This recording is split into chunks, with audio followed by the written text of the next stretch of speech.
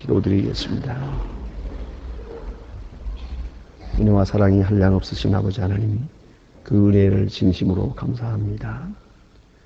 저희들을 깊은 잠에서 깨워주셨고 오늘도 이렇게 주님 앞에 나와 찬송을 부르게 하시오니 이 놀라운 은혜를 진심으로 감사하옵나이다. 미련하고 우둔하고 의심도 많고 그리고 쓸데없는 일에 많이 근심하며 시간과 정력을 낭비하고 해야 할 일은 열심히 하지 않고 해서는 안 된 일은 서슴없이 하고 또한 좋은 일에 많은 일을 마음과 뜻을 기울이지 못하고 그리고 게으르고 나태한 가운데서 하나님의 뜻을 이루지 못하는 때가 많습니다. 지난 일은 많이 후회하고 있으면서도 같은 일을 반복하고 그리고 새로운 창조적인 역사를 이루지 못하는 미련한 저희들입니다. 영원한 저는 나라를 바라보면서도 땅에 매여서 헤어나지 못하는 미련한 사람들입니다. 그러나 꾸짖지 아니하시고 오늘 이렇게 이 아침에도 다시 세워주시고 다시 불러주시고 주님 앞에 기도하며 찬송하며 하루를 시작하게 하시는 이 놀라운 은혜를 진심으로 감사하옵나이다. 주께서 이렇게 엄청난 은혜를 베풀어 주셨사오니 우리의 심령을 새롭게 하시고 우리의 뜻을 새롭게 하시고 우리의 몸도 새로워서 하나님의 거룩한 역사를 위해서 소중하게 쓰여질 수 있게 되기를 기도하옵나이다. 지난날에는 나를 중심에 살았으나 이제는 하나님을 중심에 살며 이제는 나를 기쁘게 하기보다 남을 기쁘게 하며 살게 하도록 도와주시기를 기도하옵나이다.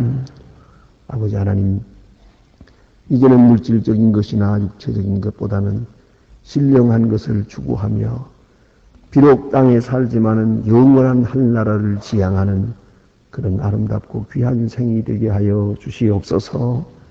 지난날에는 잘못된 일들로 인하여 후회도 많고 뉘우침도 많았습니다. 그러나 이제는 하나님께 꼭 칭찬을 받으며 다시는 후회함이 없고 모든 일이 다 하나님께 감사할 수 있는 일들로 그렇게 이루어지기를 기도하옵나이다. 좋은 일도 나쁜 일도 혹은 때로는 모순된 일도 하나님이 주시는 귀한 선물로 받으면서 하나님의 은총에 감사하고 오직 주께만 기쁨을 돌리는 귀한 주님의 자녀들이 되어지기를 기도하옵나이다. 오늘도 하나님의 말씀이 바르게 전해지게 하시고 능력 있게 전해져서 방송을 통하여 문서를 통하여 인터넷을 통해서 전해질 때 이 말씀을 듣는 모든 사람들이 구원을 받게 하여 주시옵소서. 자비하신 주여, 교회가 교회된 본분을 다하게 하시고 세우신 교회로 하여금 하나님께 영광 돌릴 뿐더러 이 교회를 위하여 봉사하는 분들은 주님만을 섬길 수 있게 하시며 사람에게 보이려고 하는 일이 없도록 도와주시고 하나님을 기쁘시게 하는 성실한 일꾼들로 나타날 수 있게 되기를 기도하옵나이다. 바라옵는 것은 이 나라를 주님 지켜주시옵소서. 여러 가지 복잡한 문제로 말미암아 서로 대결되고 해결되지 않는 문제를 인하여 온 국민이 근심하고 있습니다.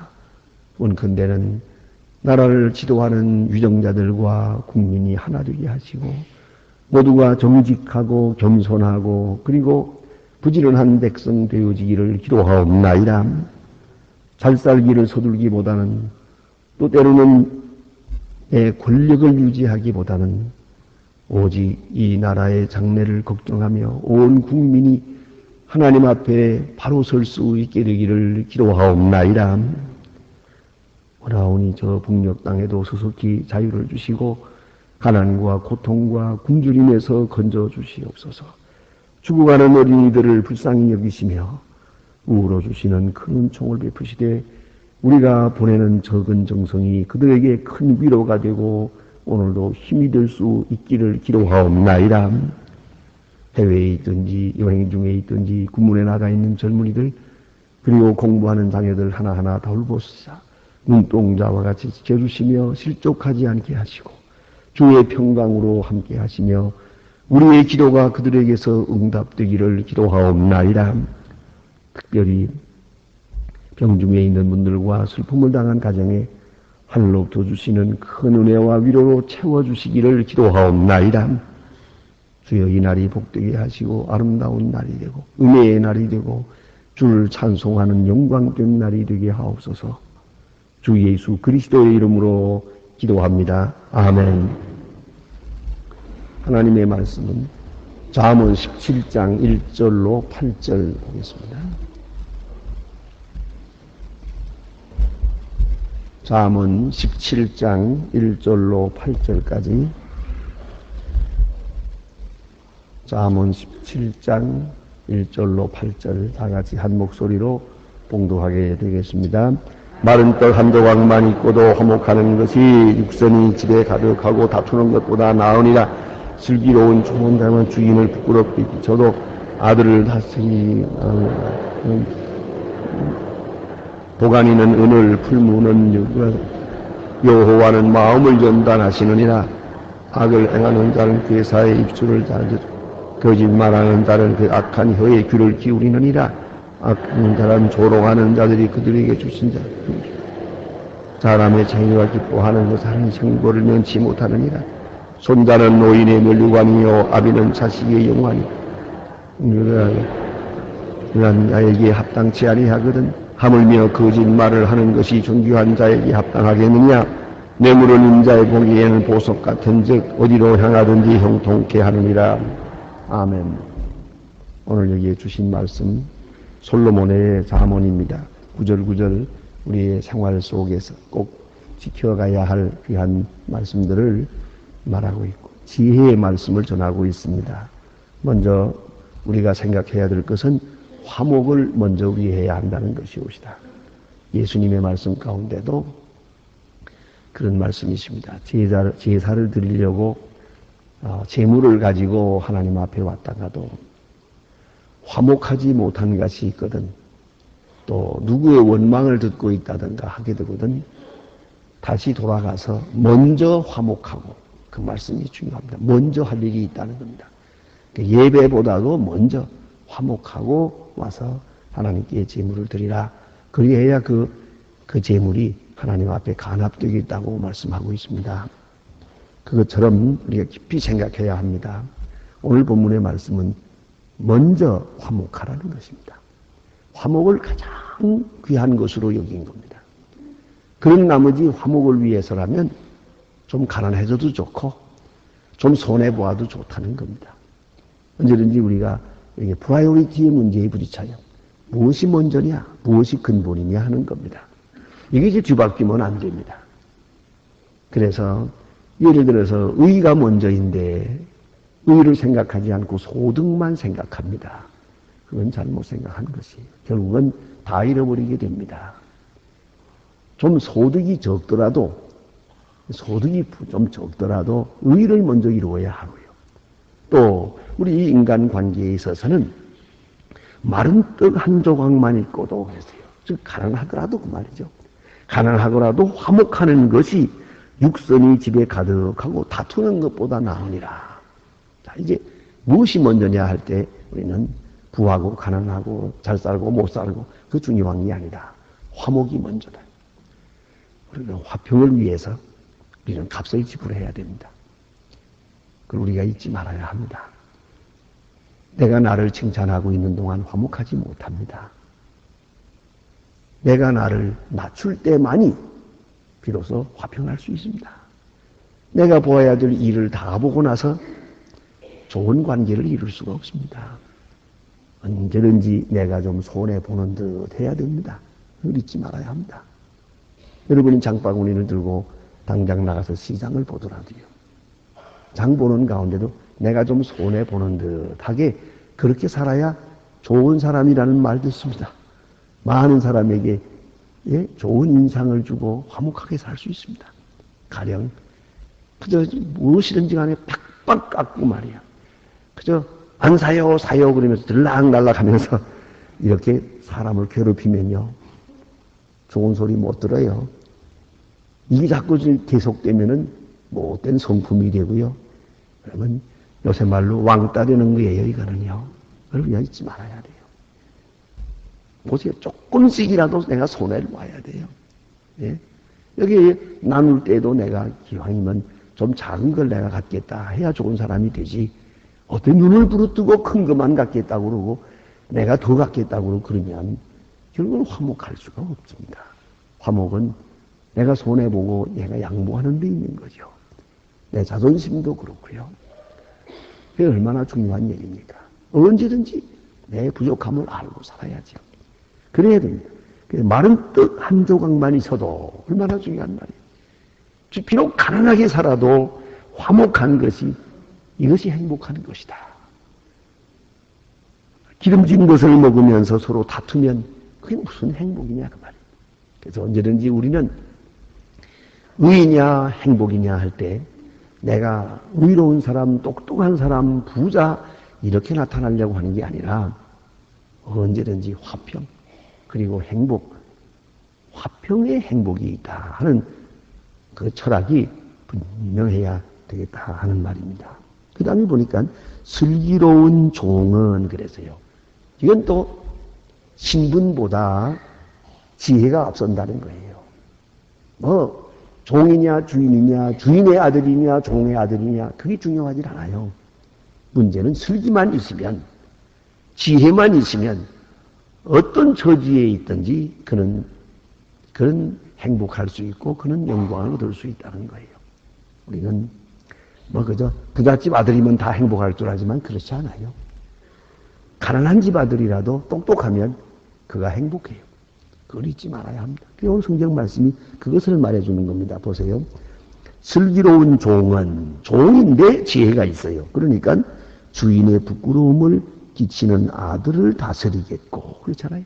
주인의 부끄러움을 끼치는 아들. 그건 주인의 아들인데 이게 멍청해요. 이건 아버지의 부끄러움을 끼쳐요. 그럴 때는 결국은 종이 이 아들을 다스리겠다는 겁니다. 그러니까 주인의 아들이냐 아니냐 종의 아들이냐 아니냐 그게 중요하진 않아요. 문제는 슬기예요. 지혜가 있으면 오히려 주인의 아들을 다스리겠고 또 유업을 나누고 얻으리라. 아들 중에서 유업을 얻을 것이다. 그렇잖아요. 멍청한 아들에게 유산을 주는 것보다야 차라리 지혜로운 종에게 주는 게 낫죠. 그래서 지혜로운 종이 더 아름답다. 그 얘기합니다. 그러니까 내 신분 누를 것도 없어요. 내가 똑똑하고 내가 지혜롭고 나만 분명하면 그 어디 갖다 놓아도 그는 영광을 얻을 수도 있고 유업을 얻을 수도 있고 자기 명예를 지켜갈 수 있다. 그런 말씀입니다. 또 그 다음에는 도가니는 은을 풀무는 금을 연단하거니와 여호와는 마음을 연단하시느니라. 여기서 생각하는 건 이 우선순위가 뭡니까? 마음이에요. 마음을 연단하시니까 마음을 연단해서 더 순수하게, 더 진실하게, 더 정직하게 마음이 말이죠. 예? 이런 마음이 지혜로운 그런 사람이 되기 위해서라면 좀 도가니 속에 들어가서 얻어맞아도 괜찮아요.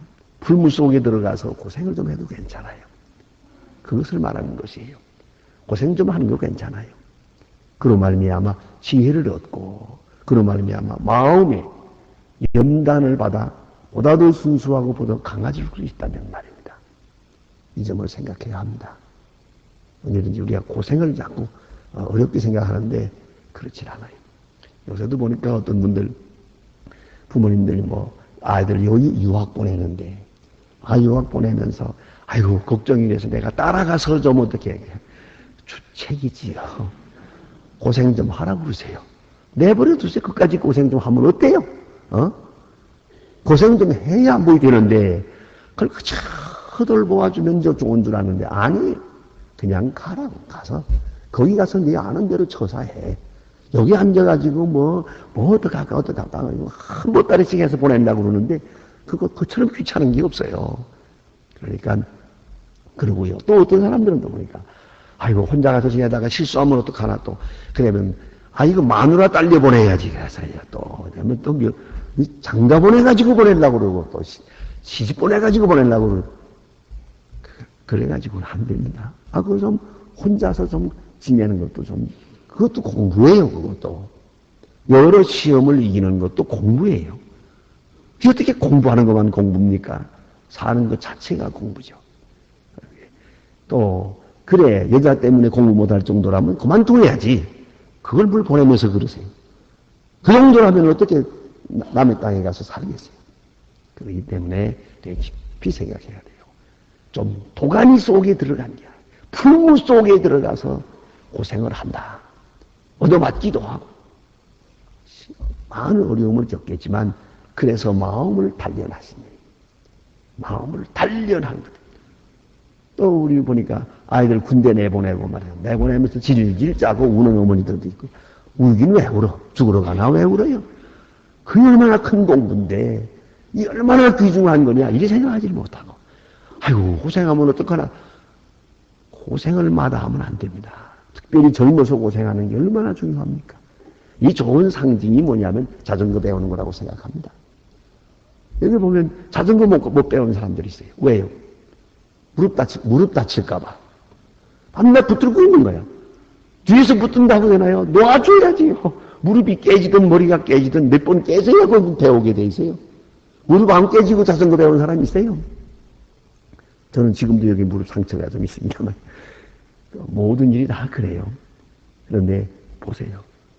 도가니는 은을, 풀무는 금을 단련하는 것이다. 그러므로 여호와는 마음을 단련하시느니라.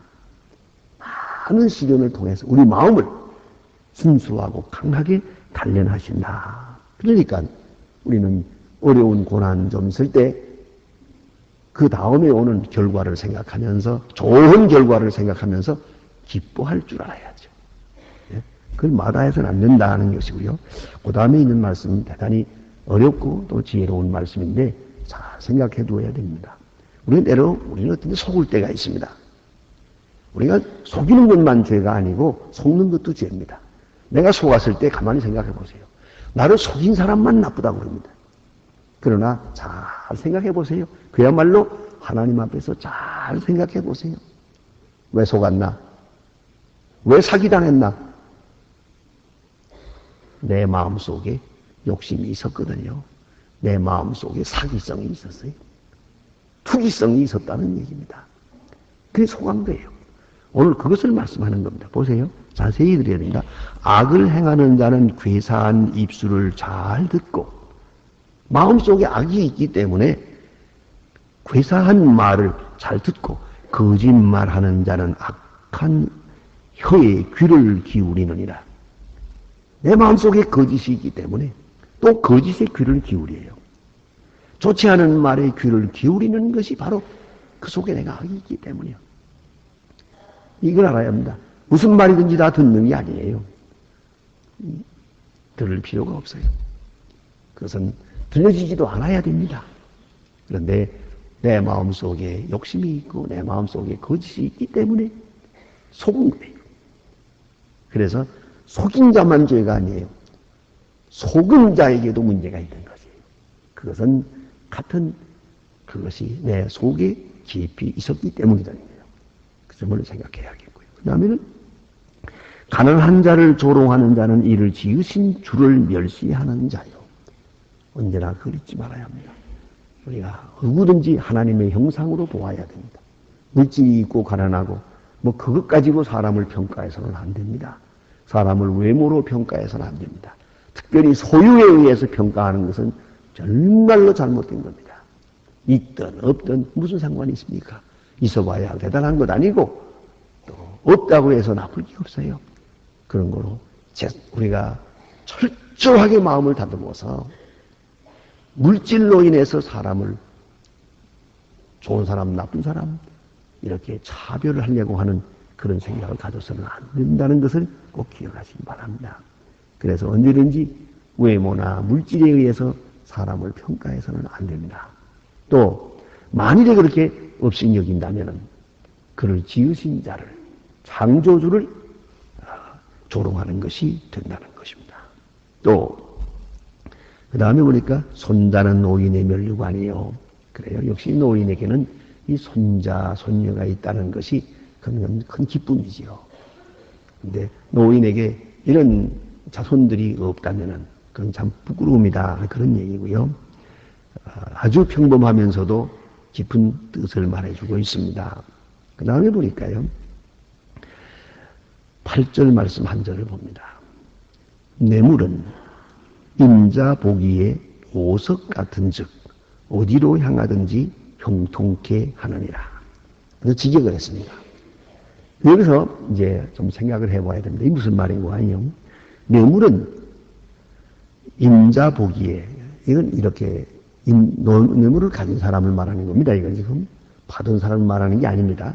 그러니까 뇌물은 그 뇌물을 쓰는 사람, 뇌물을 주는 그 사람 생각에는 여기 보니까 보석 같다 그랬는데 이 보통 보석이 아니에요. 이게 요술방맹이란 뜻이에요. 요술방맹이. 그 헤이브리 말이 너무 재미있어요. 그러면 생각해 보세요.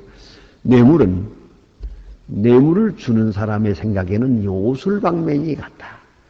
이걸 쓸 때 안 되는 일이 없다. 그 말이에요. 이게 바로 뇌물 쓰는 사람의 마음이에요. 예? 안 될 일인데 뇌물만 쓰면 다 돼요. 여기 재미를 본 사람은 그만 여기 뇌물 쓰는데 미쳐버려요. 이제 정당한 길은 완전히 잃어버리고 말아요. 그래서 문제가 되지 않습니까? 그러나 어디 얼마 같을까? 이 뇌물 쓰면서 이 재미를 보아가지고 말이에요. 남들은 땀 흘려 보는데 땀 없이 잘 벌고 잘 살아요. 또 안 되는 일 없어요. 척척이요. 그렇지 않습니까? 그 뇌물 쓰는 그 방법을 아는 사람은 그거 문제 없어요. 내가 해결하지. 항상 해결사지. 못하는 일이 없지. 그 적당한 길에 뇌물만 쓰면은 만사형통이다. 요술방맹이라니까요. 안 되는 일이 없잖아요. 그러나 이게 어떻게 되는 거냐 말이에요. 이 결국은 멸망의 길이요. 나도 망하고 저도 망하는 길이에요. 그러니까 이 뇌물을 아주 무슨 신비로운 요술방맹이처럼 생각하는 그 마음이 그게 죄악이란 말이에요. 안 될 것은 안 돼요. 뇌물을 통해서 된다고 되는 게 아니에요. 그건 지금은 되는 것 같은데 그거는 벌써 얼마나 많은 손해가 오는지 몰라요. 내 의가 무너졌지요. 저의 의가 무너졌지요. 질서가 무너졌지요. 공의가 무너졌지요. 나라가 망하지 않습니까? 뇌물을 이렇게 가볍게 생각해서는 안 되죠. 그런 뇌물을 통해서 모든 일이 되는 줄로 생각하거든요. 네, 참 문제가 있습니다. 이 뇌물 좋아하는 사람들이 얼마나 머리가 좋은지 아세요? 이제 보세요. 일단 여기에 상관이 생겨서 새로 왔어요. 자, 군인으로 말하면은 이제 사단장이 바뀌었단 말입니다. 그 사단장이 딱 왔다 하면은 바로 그 밑에 있는 분들이 연구를 합니다. 이 사단장한테 잘 보여야 이제 좋은 보고서가 되고 상신이 돼서 내가 계급이 올라갈 수 있거든요. 또 이번에 국방장관이 되다 하면 국방장관 되면 바로 또 그 밑에 있는 사람들이 연구를 합니다. 저분하고 친해야 저분이 잘 평가해 줘야 내가 진급을 하겠는데.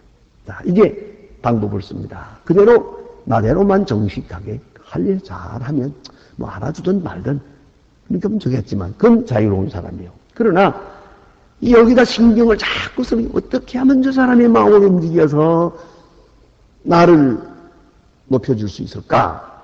여기 방법이 누군지 아세요? 사모님을 보는 거예요. 요새 부인 말 안 듣는 남편이 없거든. 그쪽으로 돌려요. 그 다음은 또 뭐냐면 사모님이 좋아하는 게 뭔가. 그 사모님이 보석을 좋아하면 보석, 음식을 좋아하면 음식이야. 운동, 골프 같은 거 좋아하면 또 골프로.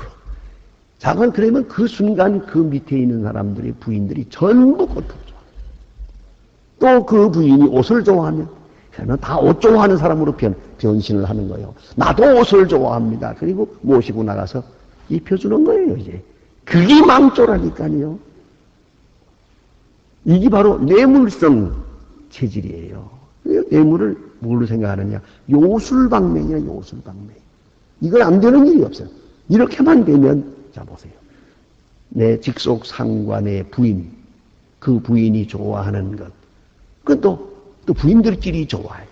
그러니까 그분이 만일에 난 미술을 좋아합니다. 그러면 나도요. 그리고 또 미술관.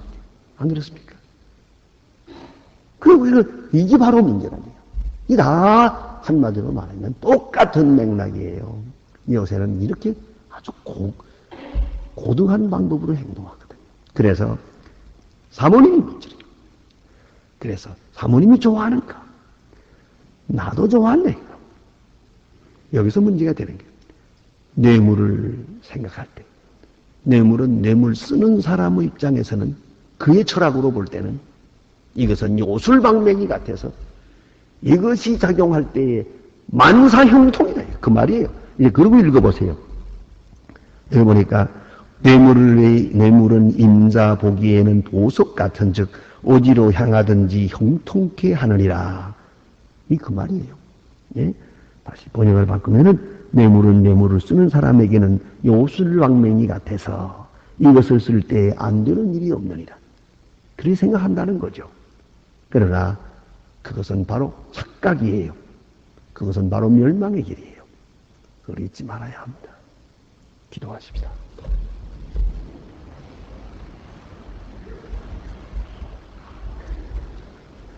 하늘에 계신 우리 아버지시여 이름이 거룩히 여김을 받으시오며 나라의 마옵시며 뜻이 하늘에서 이룬 것 같이 땅에서도 이루어지 오늘날 우리에게 영원할 양식을 주옵시고 우리가 우리에게 죄진 자를 사하여 준 것 같이 우리의 죄를 사하여 주고 우리를 시험에 들게 하지 마옵소서. 다만 악에서 구하옵소서. 내 나라와 권세와 영광이 아버지께 영원히 있사옵나이다. 아멘. 자유로이 기도하시다가 돌아가시겠습니다.